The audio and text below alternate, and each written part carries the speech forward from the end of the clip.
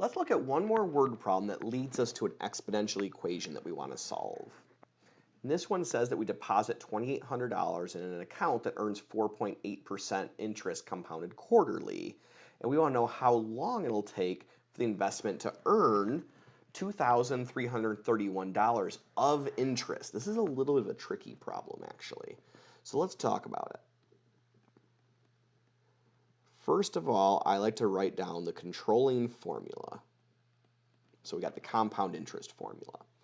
When using a formula such as this, I'll then jot down all the variables involved in the formula and try to fill in as much as I can.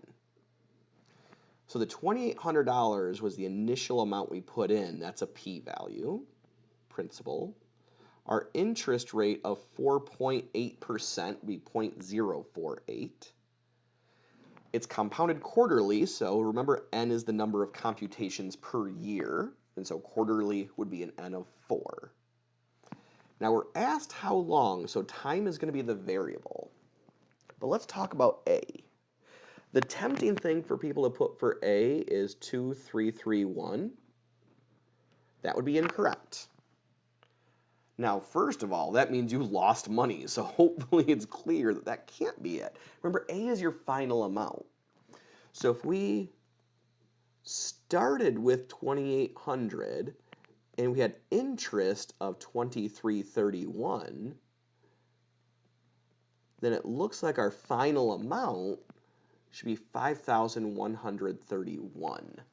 Make sure to use a little bit of common sense on these problems. Think about really what's going on in these problems and say, A is how much I end with. If I started with $2,800 and I end with $2,300, I lost money. That's not good for an interest-bearing account. So think about these and make sure they make sense. So we're going to plug 5131 in for A, 2,800 for P, 0.048 for the R, 4 for the N, 4 for the N, and T. This is another example of an exponential equation. We have a number raised to a variable power. That means we want to get that by itself. So what we don't like is the 2,800. We need to get rid of the 2,800. Just like the last problem, that means we're going to divide by it. Because it was 2,800 times parentheses. Now this is going to end up being a calculator problem in the end. So I'm not going to bother putting this into the calculator, this 5131 divided by 2,800. I'm just going to leave it there. And really, same thing with this other piece. Even though this does simplify to be a nice, happy number, I'm going to leave it there just to point out what happens when it doesn't work out nice. So now I have an exponential equation, or in other words, I have an exponent in my variable. To get the exponent out of the variable, take a log of both sides. By taking the log of both sides, we can bring the exponent down in front as a coefficient. Have 4t log 1 plus 0.048 over 4, and that's equal to log 5131 over 2,800. Now something I want to point out about that 4t over there is the order of 4t doesn't matter. So even though it looks kind of weird, I'm going to rewrite it as t times 4. And for that matter, I can put the t over here.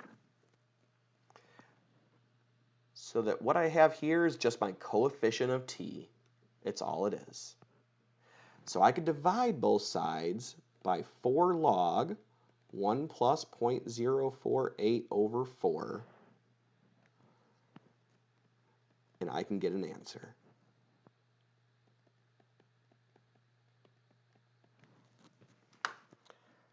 Now again, if we're using the cheap calculator, this is really easy to type in the calculator. We're typing in the left-hand side because everything else went away and left us with just t. So I'm going to hit the fraction button, log,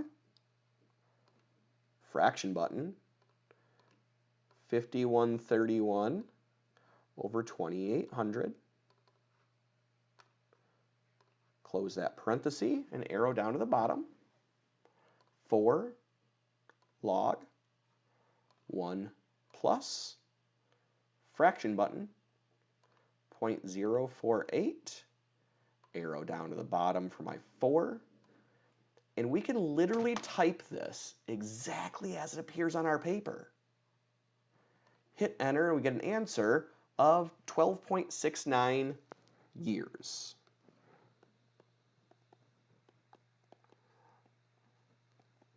And this should make some sense that our money almost doubled, so to take about 13 years to double should make sense.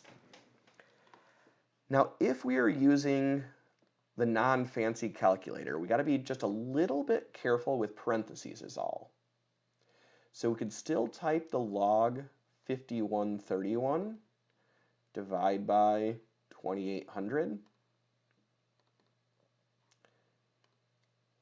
then divide by, now we need parentheses to say all of this is in the bottom together for our 4 log 1 plus 0.048 over 4, and the parenthesis for the log, and the parenthesis for the denominator, and we do in fact get the same answer.